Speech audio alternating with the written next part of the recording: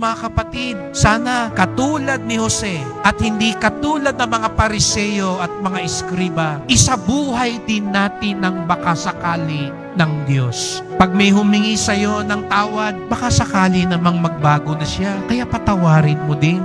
Kung sakaling may nag-aaway-away sa pamilya, baka sakaling magkaisa na.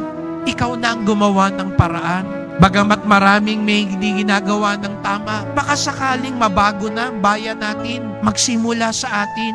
Magsimula din sa atin ang baka sakali ng Diyos upang sa gayoy tunay nating maipagdiwang ang buhay, himala at biyaya na ipinagkakaloob niya sa atin. Opo mga kapatid, bit natin ngayon ang mga pag-asa at pangarap at panalangin na sinasabi sa mahal na poon, baka sakali naman.